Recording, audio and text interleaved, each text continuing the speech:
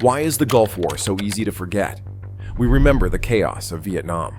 We relive the long, painful years of Iraq and Afghanistan. But the Gulf War, the short, high-tech spectacle of 1990 to 1991, barely gets a footnote in most conversations. Yet buried beneath those 100 hours of ground fighting is a storm of untold stories, covert intelligence deals, media manipulation, toxic aftermaths, and one of the most aggressive displays of modern warfare the world had ever seen. This wasn't just a battle for oil. It was a proving ground for the future of war. So hit like, subscribe, and drop a comment if you or someone you know lived through the Gulf War. Or maybe your school skipped this war entirely. Let's set the record straight. Prelude to war, Saddam, oil, and the world's patience. By 1988, Iraq had just crawled out of a bloody 8-year war with Iran. It left the country financially devastated, militarily drained, but politically defiant. Saddam Hussein had borrowed heavily, especially from Kuwait, and when the dust settled, he found himself looking next door at a nation he saw as both ungrateful and vulnerable. Saddam claimed that Kuwait was historically part of Iraq, that they were slant drilling oil from Iraqi fields, and that their refusal to cancel war debts was an act of betrayal. But there was another twist, the infamous green light theory. In July 1990, U.S. Ambassador April Glaspie reportedly told Saddam that America had no opinion on Arab-Arab conflicts. Saddam took this as tacit approval.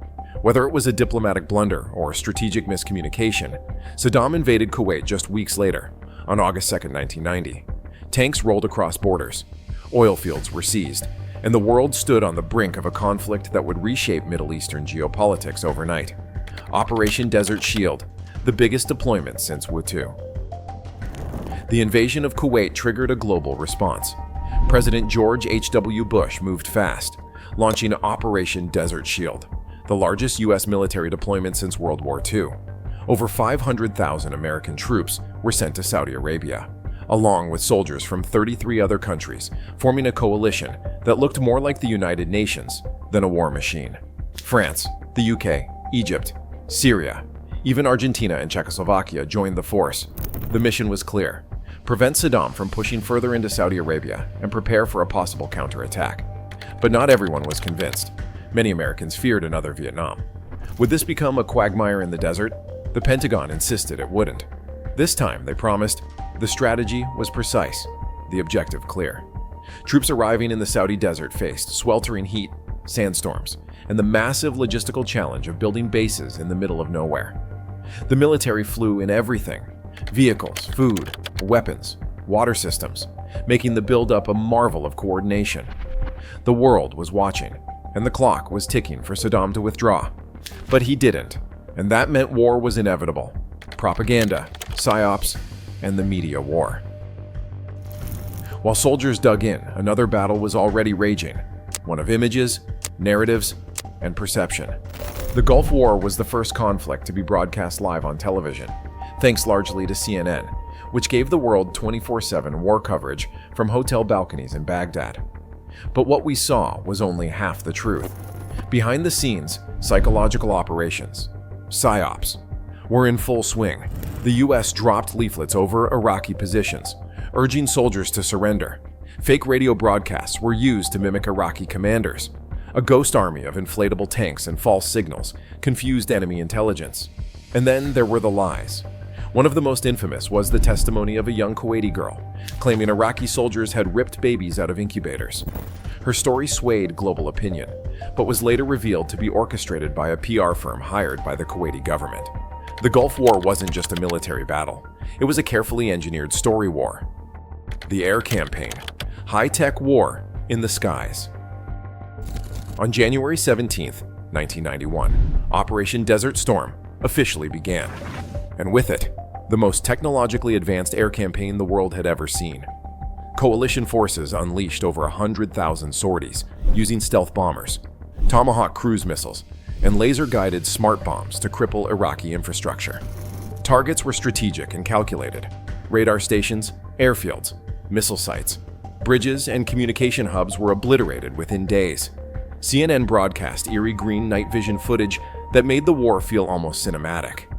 Meanwhile, Iraq retaliated by firing Scud missiles into Israel, hoping to provoke a response that would fracture the U.S.-Arab coalition. But under U.S. pressure, Israel stayed out. The air war continued for over a month, softening Iraq's defenses with minimal coalition casualties. This wasn't just air superiority. It was a demonstration of 21st century warfare in the final decade of the 20th. And when the skies were cleared, the ground troops were ready to move. The ground offensive, 100 hours of shock and speed. February 24, 1991.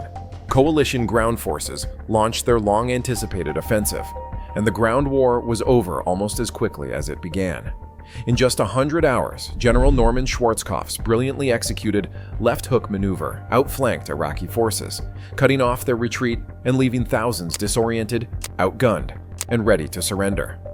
U.S. tanks plowed through the desert in one of the fastest armored advances in military history, while elite units liberated Kuwait City with minimal resistance.